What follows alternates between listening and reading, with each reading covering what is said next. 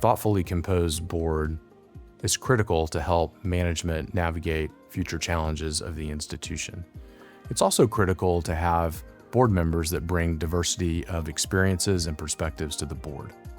Strong bank boards strive to find a balance between continuity in their board members and innovation with new board members.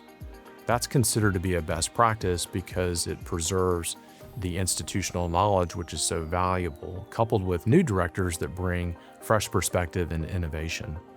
Those are the hallmarks of a bank that's really focused on good board refreshment, good consistent board refreshment that allows for the institution to really thrive.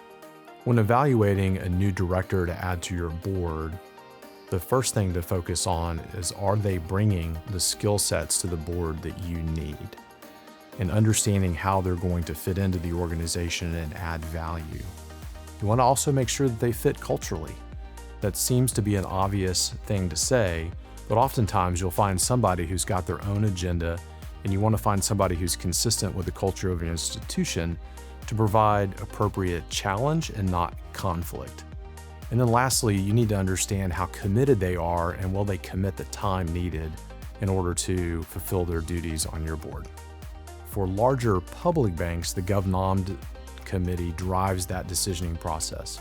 They meet with director candidates, they evaluate director candidates, and they ultimately recommend director candidates to the full board.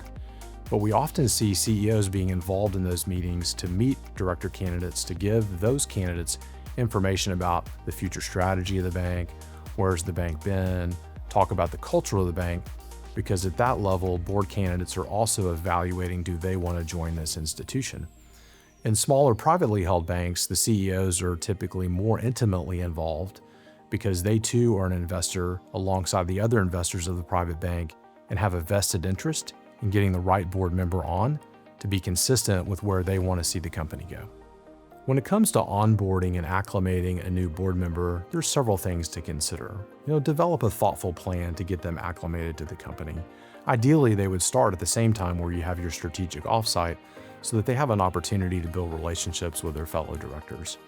It's also a good idea to assign them a board buddy or a mentor, someone that can really talk to them about what's the culture of the board like, how to navigate the board, what are the different variables that need to be considered by the board. And of course, finally, we recommend formal training for directors that are outside their bank board.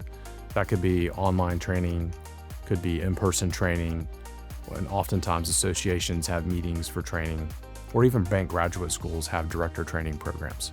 Having an effective, well thought out onboarding process will help that new director acclimate more quickly and be more effective for your institution.